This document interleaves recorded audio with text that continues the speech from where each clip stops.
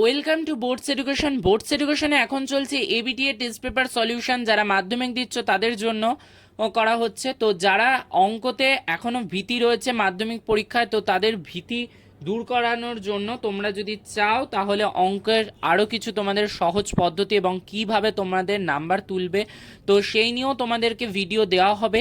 তো তোমাদের চিন্তার কিছু নেই, কিন্তু এখন এবিটিএ টেস্ট পেপার সলিউশন হচ্ছে, এই সলিউশনের দিকে মন দাও এবং মন দিয়ে অঙ্কগুলোকে করো। যেই জায়গায় না বুঝছো আমার কাছ থেকে বুঝে নেওয়ার চেষ্টা করো। আর একান্তই যদি তাও অঙ্কতে না হয় তাহলে বোর্ডস এডুকেশন বিভিন্ন সোশ্যাল মিডিয়া পেজ রয়েছে, সেই সব পেজে ক্লিক করে তোমরা বুঝে নিতে পারো। ওকে, তো যেমন ইনস্টাগ্রাম পেজ রয়েছে বোর্ডস এডুকেশন, ফেসবুক পেজ রয়েছে বোর্ডস এডুকেশন। এছাড়াও তোমাদের যদি তাতেও যদি সমাধান না হয় তার জন্য ডেসক্রিপশন বক্সে ডেসক্রিপশন বক্সে তোমাদের হোয়াটসঅ্যাপ গ্রুপের লিঙ্ক রয়েছে এবং টেলিগ্রাম গ্রুপের লিঙ্ক রয়েছে, তাতে ক্লিক করে তোমরা জয়েন করতে পারো। ওকে, চলো শুরু করছি আজকের 13 নাম্বারের অঙ্ক। 13-1 দেখো কি রয়েছে, যে সূর্যের উন্নতি কোণ 45 ডিগ্রি থেকে বৃদ্ধি পেয়ে 60 ডিগ্রি হলে একটি খুঁটির ছায়ার দৈর্ঘ্য 3 মিটার কমে যায়। খুঁটিটির উচ্চতা নির্ণয় করো, যেখানে √3 এর মান তোমাদের বলে দিয়েছে 1.732। তো এই অঙ্কটা কিভাবে করা হচ্ছে দেখো, আমি এখানটাতে একটা ছবি এঁকে নিয়েছি, যেখানটাতে ছবিটার বিভিন্ন অংশগুলোকে চিহ্নিত করে নিতে হবে। কি কি, যে মনে করি এবি হলো খুঁটিটির দৈর্ঘ্য, যখন সূর্যের উন্নতিকোণ 45 ডিগ্রি হলে খুঁটিটির ছায়ার দৈর্ঘ্য হয় বিডি। ছায়ার দৈর্ঘ্যটা কি হচ্ছে বিডি, এবং সূর্যের উন্নতিকোণ হচ্ছে 60 ডিগ্রি হলে খুঁটিটির ছায়ার দৈর্ঘ্য কত হয়? ছায়ার দৈর্ঘ্য হয় বিসি, অর্থাৎ খুঁটিটির ছায়ার দৈর্ঘ্য হবে সিডি একক কমে যায়। তাহলে কি হচ্ছে, যখন 45 ডিগ্রি থাকছে তখন আমাদের ছায়াটা বড় হচ্ছে, কিন্তু যখন 60 ডিগ্রি হচ্ছে তখন কি হচ্ছে, ছায়ার দৈর্ঘ্যটা কি হচ্ছে, কনজিউম হচ্ছে, কমে যাচ্ছে, ডিক্রিজড হলো। ওকে, তাহলে সিডি ইকুয়ালস টু কি 3 মিটার। আমাদের সিডিটা বলে দিয়েছে 3 মিটার, এই যে সিডির মানটা কত 3 মিটার। তাহলে এবিসি ত্রিভুজের কোণ এবিসি ইজুকাল টু 90 ডিগ্রি, এটা কত, এই কোণটার মান 90 ডিগ্রি।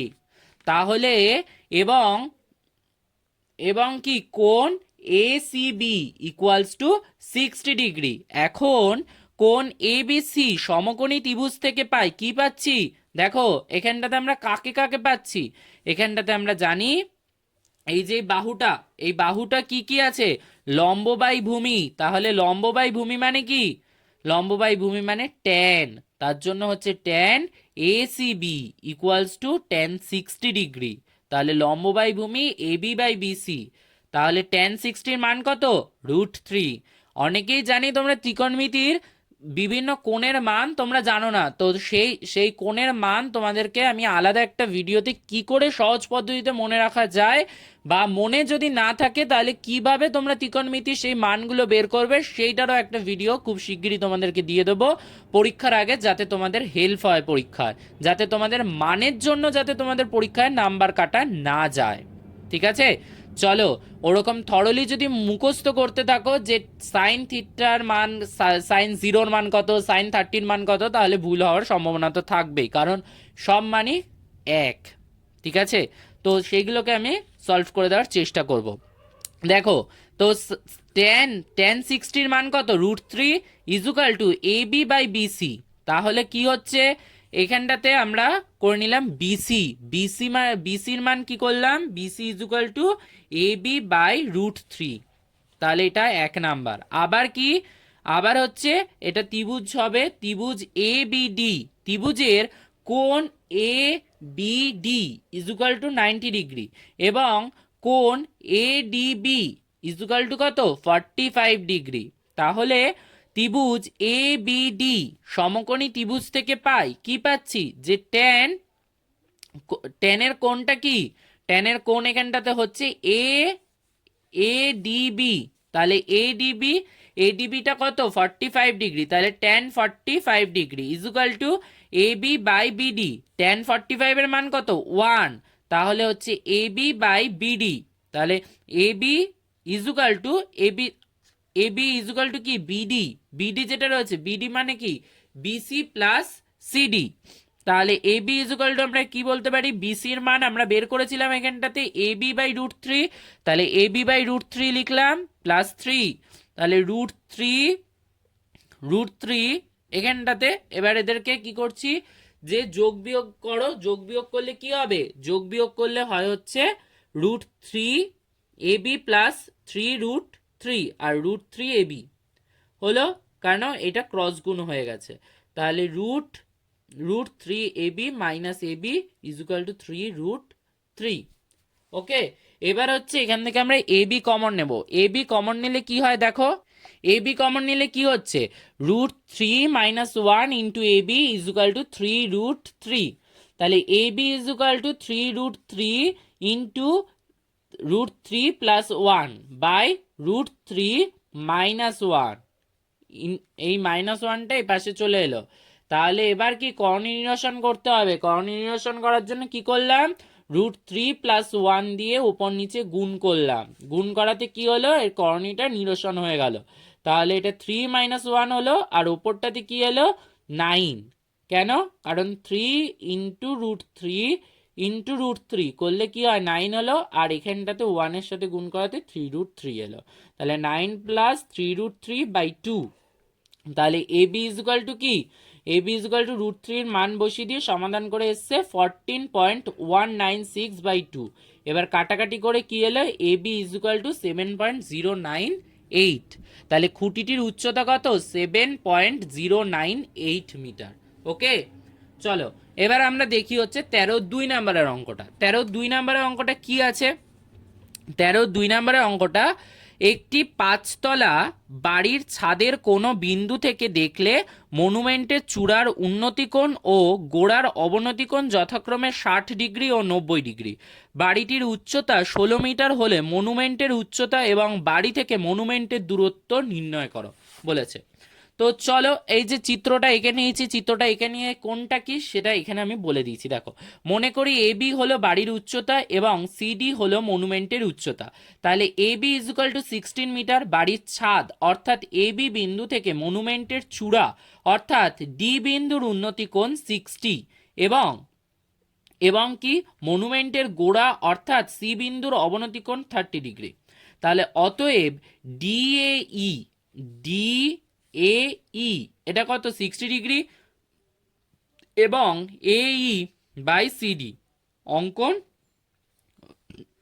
লম্ব সিডি অঙ্কন করা হলো। তাহলে এ ই লম্ব বিসি, তাহলে কোণ ই এ সি একান্তর কোণ A C B equal to 30 degree, যথাক্রমে এ ই সমান্তরাল বিসি এবং এ বি সমান্তরাল হচ্ছে ইসি, এবং কোণ A B C equal two কোণ বিসিই ইজুকাল টু 90 ডিগ্রি। ওকে, তাহলে এখানটাতে কি হয়, অতএব এ বি সি ই একটি আয়তক্ষেত্র, এবং এ বি ইজুকাল টু সিই ইজুকাল টু 16 মিটার, এবং বিসি ইজুকাল টু হচ্ছে এ ই। ওকে, এখন এ বি সি ত্রিভুজের কোণ A B C equal to 90 degree, এবং A C B equal to 30 degree. তাহলে অতএব tan A C B equal to tan 30 degree. তাহলে লম্ব বাই ভূমি equal to A B by BC. তাহলে ট্যান 30-র মান কত, 1/√3 equal to A B by BC, যেহেতু ট্যান 30 ডিগ্রি ইজুকাল টু 1/√3, তাহলে 1/√3 ইজুকাল টু কি 16/BC। তাহলে বিসি ইজুকাল টু 16√3। তাহলে বাড়ি থেকে মনুমেন্টের দূরত্ব কি 16√3 মিটার। এখন এ ই ডি ত্রিভুজে কোণ A E D equal to 90 degree, এবং কোণ D A E equal to 60 degree. তাহলে tan D A E equal to tan 60 degree. তাহলে লম্ব বাই ভূমি equal to DE by A E. তাহলে √3, ট্যান 60-র মান কত, √3। তাহলে √3 equal to DE by A E. তাহলে যেহেতু ট্যান 60 ইজুকাল টু √3, তাহলে ডি ইজুকাল টু 16√3 ইন্টু √3। তাহলে আমরা কি বলতে পারি, ডি ইজুকাল টু 48। আর এখানটাতে কি, যেহেতু আমরা কেন এটা লিখলাম, কারণ এ ই ইজুকাল টু বিসি। ওকে, তাহলে মনুমেন্টের উচ্চতা কি, ডি প্লাস ইসি, তাহলে 48 প্লাস 16 মিটার, তাহলে 64 মিটার। ঠিক আছে, যারা অঙ্কটাকে আগের অঙ্কটা টুকতে পারোনি তারা ভিডিওটাকে একটুখানি পজ করে ভিডিওটাকে আগেরটা একটু স্কিপ করে গিয়ে দেখে নিয়ে তারপর অঙ্কটাকে করে ফেলো। ওকে, চলো এবার আমরা দেখি পরের অঙ্ক 14 নাম্বার। 14-র 1 নম্বরে অঙ্কটা কি রয়েছে, যে 2.1 মিটার দীর্ঘ এবং 1.5 মিটার প্রশস্ত একটি আয়তঘনাকার চৌবাচ্চার আর অর্ধেক জলপূর্ণ আছে। ওই চৌবাচ্চায় আরও 630 লিটার জল ঢাললে জলতল কত বৃদ্ধি পাবে, এটা তোমাদেরকে জানতে চেয়েছে। তাহলে মনে করি প্রতিটি বালতিতে এক্স লিটার জল ধরে, তাহলে 64 বালতিতে জলের পরিমাণ কত হবে, 64x লিটার। তাহলে 64x ডেসিমি ইজুকাল টু কি বলতে পারি, 1 লিটার ইজুকাল টু 1 ঘন ডেসিমি, তাই তো। তাহলে আবার ঘনকাকৃতি জলপূর্ণ চৌবাচ্চাটির ঘনফল কত হবে, 12 হোল কিউব। ঠিক আছে, কেন ঘনকাকৃতি বলেছে, তাহলে কি হবে, তাহলে হচ্ছে 1728 ঘন ডেসিমি। ওকে, তাহলে 1.2 লিটার ইজুকাল টু 12 ডেসিমি। তাহলে 64 বালতিতে মানে 64টি বালতিতে জল তুলে নিলে চৌবাচ্চাটিতে 1/3 অংশ জল পূর্ণ থাকে। তাহলে জল তুলে নেওয়াতে তাহলে টোটাল জল যদি 1 হয় তাহলে 1 মাইনাস 1/3 অংশ, তাহলে জল পড়ে রয়েছে কত, 2/3। তাহলে শর্তানুযায়ী 64x ইজুকাল টু 2/3 ইন্টু 1728, তাহলে x ইজুকাল টু কি 2 ইন্টু 1728/3 ইন্টু 64। এবার কাটাকাটি করে হচ্ছে 18, তাহলে প্রতিটি বালতিতে 18 লিটার জল ধরে। ওকে, চলো এবার আমরা দেখি হচ্ছে 14-র 2 নম্বর অঙ্কটা কিরকম করে করতে হবে। দেখো 14-র 2 নম্বরের অঙ্কটা কি রয়েছে, 14-র 2 নম্বরের অঙ্কটা রয়েছে 4.2 ডেসিমি দৈর্ঘ্যের ধার বিশিষ্ট একটি নিরেট কাঠের ঘনক থেকে সবচেয়ে কাঠ নষ্ট করে সবচেয়ে কম, এখানে সবচেয়ে কম হবে, সবচেয়ে কম কাঠ নষ্ট করে যে নিরেট লম্ব বৃত্তাকার শঙ্কু পাওয়া যাবে তার আয়তন নির্ণয় করো। এটা হচ্ছে অঙ্কটা। চলো অঙ্কটাকে করে দেখি কেমন করে করব। দেখো অঙ্কটা কি, সবচেয়ে কম কাঠ নষ্ট করে যে লম্ববৃত্তাকার শঙ্কু পাওয়া যাবে তার ভূমিতলের ব্যাসার্ধ হবে 4.2/2 ইজুকাল টু 2.1 ডেসিমি। ওকে, ডেসিমি উচ্চতা, উচ্চতা কত, 4.2।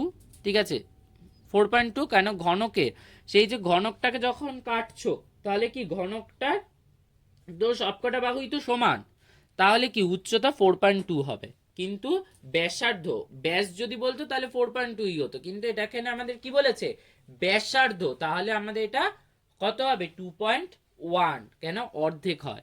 আর নির্ণেয় শঙ্কুটির আয়তন, আয়তনের সূত্র কি, 1/3 পাই আর স্কোয়ার এইচ, তাহলে 1/3 পাই আর স্কোয়ারের মান 2.1 এর হোল স্কোয়ার ইন্টু 4.2 ঘন ডেসিমি, তাহলে 1/3 ইন্টু পাই ইন্টু 2.1 এর হোল স্কোয়ার প্লাস 4.2 ঘন ডেসিমি, তাহলে 1/3 আর পায়ের মান 22/7 আর এটা হচ্ছে 2.1 এর হোল স্কোয়ার রয়েছে, তাহলে কি হবে 21/10 ইন্টু 21/10 ইন্টু 42/10।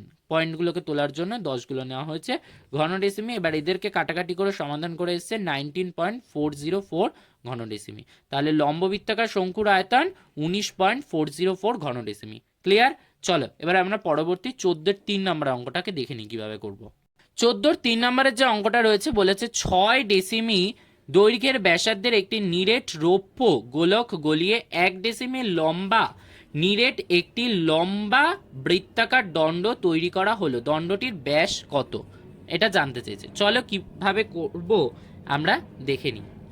অঙ্কটা দেখো, অঙ্কটাকে এখানে করা হয়েছে যে 6 ডেসিমি ব্যাসের রৌপ্য গোলকটির আয়তন, আয়তন কি করে বের করলাম, যে 4/3 গোলক 4/3 পাই আর স্কোয়ার, সেই সূত্রতে বসালাম। ঠিক আছে, তাহলে এখানটাতে সমাধান করে কি হলো 88 ইন্টু 9/7 ঘন ডেসিমি। এবার মনে করি দণ্ডটির ব্যাসার্ধ এক্স ডেসিমি, দণ্ডটির ব্যাসার্ধ কত, এক্স ডেসিমি। এবার অতএব লম্ববৃত্তাকার দণ্ডটির আয়তন, লম্ববৃত্তাকার দণ্ডটির আয়তন কত, আয়তন হচ্ছে pi into x square into 1।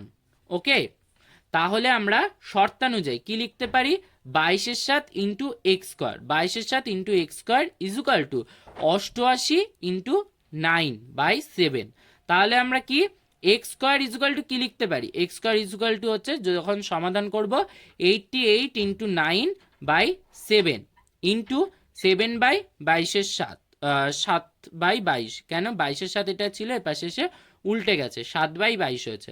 তাহলে এক্স স্কোয়ার ইজুকাল টু কত, 22 দিয়ে 88কে কাটলে 4, তাহলে 4 দিয়ে 9কে গুণ করলে 36, আর 7 7 কেটে গেছে এখানে। তাহলে এক্স স্কোয়ার ইজুকাল টু হচ্ছে 36, তাহলে এক্স ইজুকাল টু 6, তাহলে দণ্ডটির ব্যাস কত, 6 ইন্টু 2, তাহলে হচ্ছে 12 ডেসিমি। ওকে, তো এইখানে আজকে 14 অবধি আমরা কমপ্লিট করলাম। পরবর্তী দিনকে আমরা 15 অঙ্ক করে এই চ্যাপ্টারটি শেষ করব এবং আমরা নতুন চ্যাপ্টার তার পরের দিনকা ধরবো। Okay, thank you for watching video, সবাই খুব ভালো থেকো। পরবর্তী দিনকা দেখা হবে নতুন অঙ্ক নিয়ে, ঠিক আছে?